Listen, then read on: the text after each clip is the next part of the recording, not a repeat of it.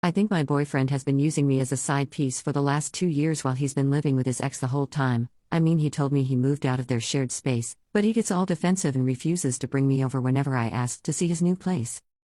Tim, 29M, and I, 21F, have been together for 2 years. We are both foreigners living in Europe. Names have been changed. Tim is a very private person in general, and so maybe some of the strangeness stems from that. In order to explain everything, I think I have to start at the very beginning. Tim and I met at an event for native English speakers after each of us having lived here for a year. We hit it off immediately. Later that week we went to a pub crawl with other people from the event and hooked up.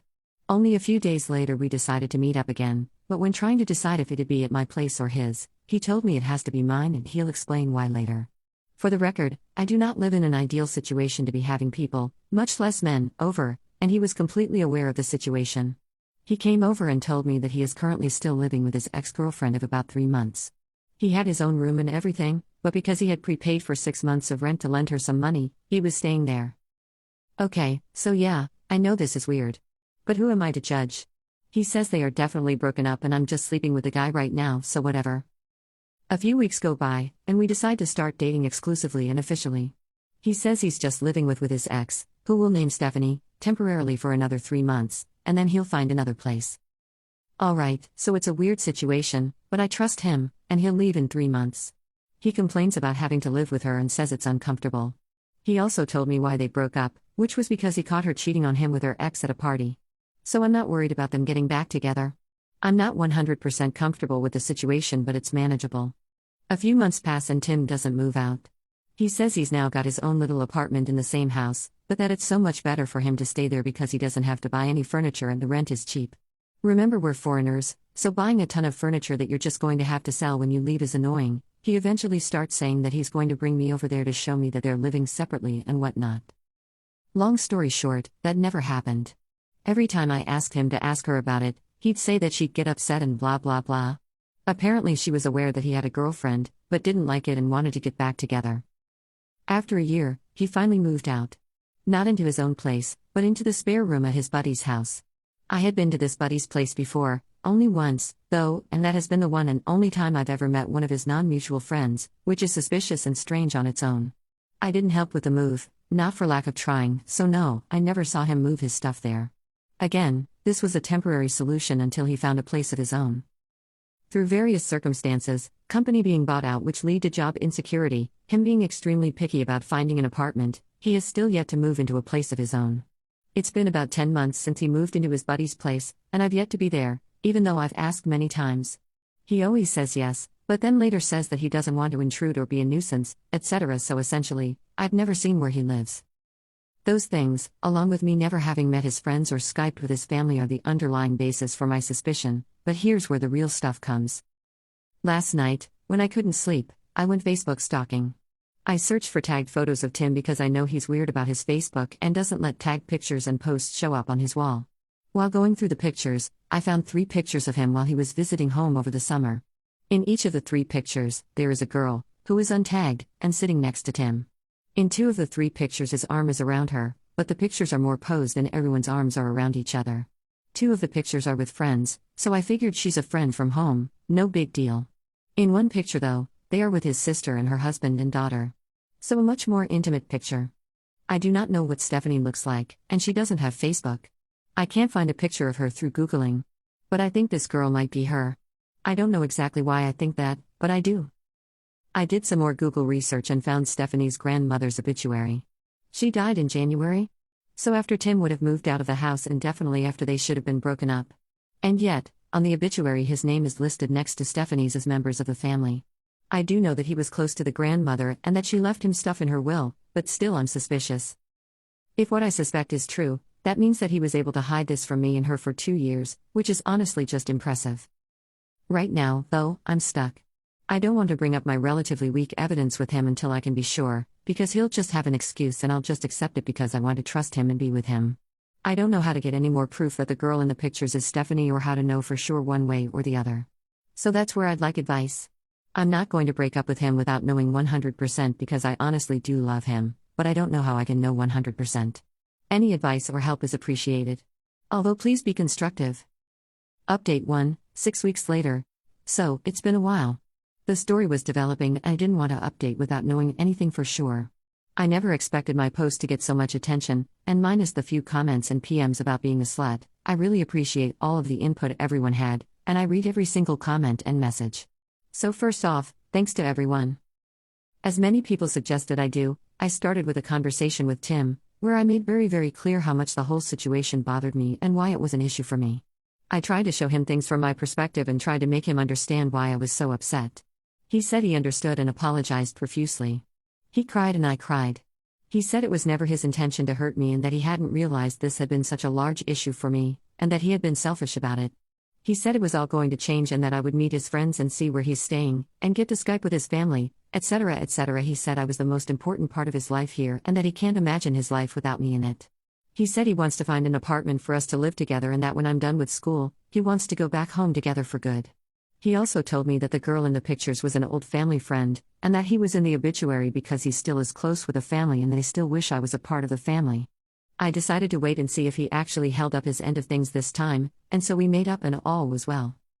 What I didn't mention is that during my snooping phase before this conversation, I found the phone number to the landline where Stephanie lives and decided to give it a call asking for Tim. Stephanie's dad answered, and when I asked for Tim, he told me to call his cell phone because this was the landline. So, not exactly helpful.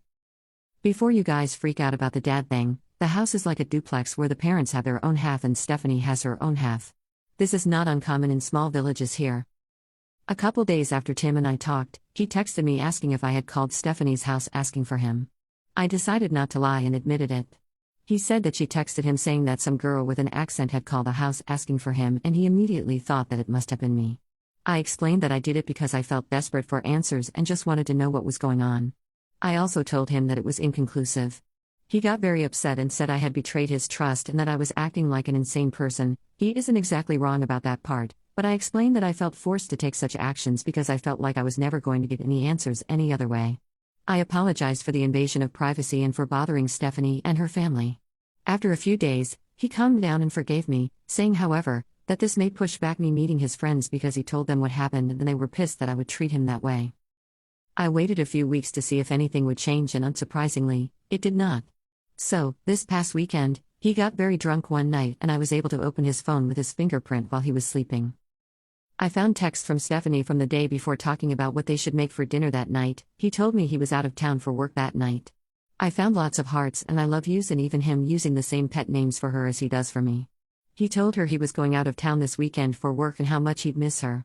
I looked through the past few weeks of messages between them and saw that he had sent her quite a few of the same pictures that he had sent me.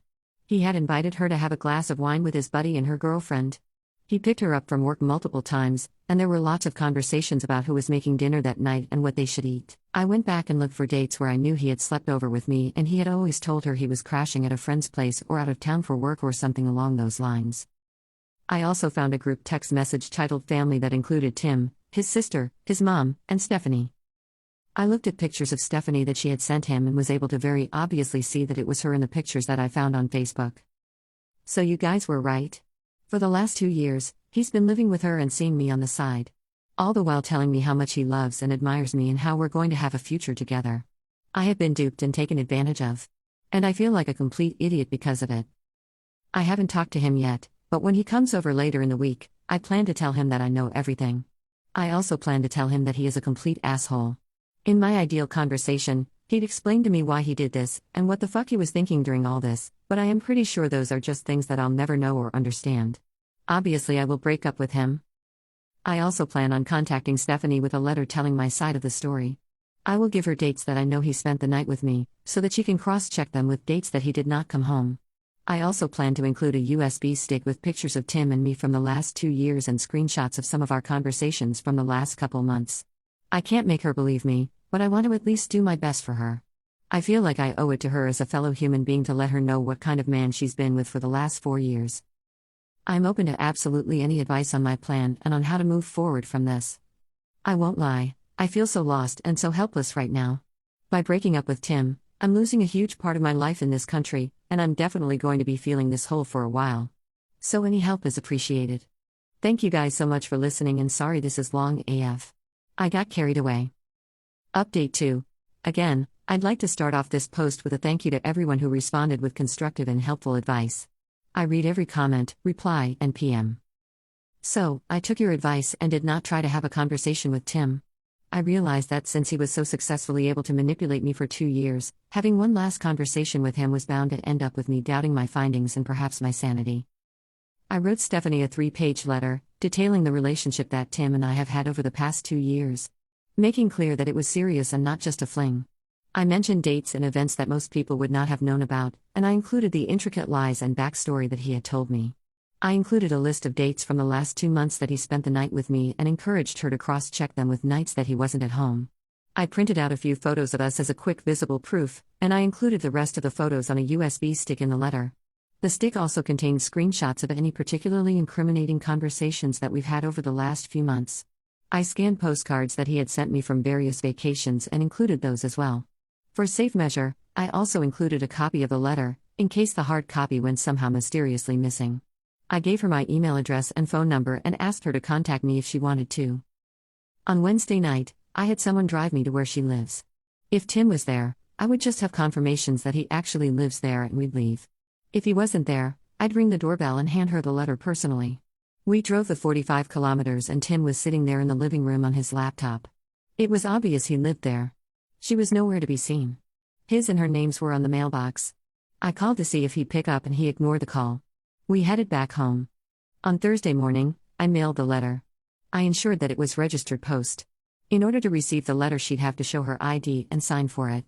On Friday, the letter arrived. She was not home, so she received a notification to go pick the letter up at the post office. On Saturday morning, she picked it up and I got an email of the receipt with her signature on it.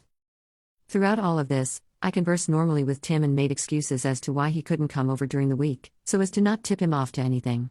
He stopped talking to me about 20 minutes after she picked up the letter Saturday morning, and I have not heard from him since. He has, however, defriended me and my family on Facebook. I have not heard from Stephanie either. So, now it's really over. I hope with my whole heart that he was not able to lie and manipulate his way out of the situation with her, but I will probably never know. I do not expect to hear from him again. I feel very lonely, taken advantage of, and beaten down. I'm going to do my best to try to come out of this situation without trust issues and without being cynical and jaded. I'm seeking therapy to make sure I don't slip into depression.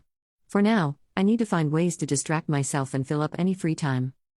Thanks again for all your help, r/relationships. This really sucks, but I'll get through it and hopefully be a stronger person for it.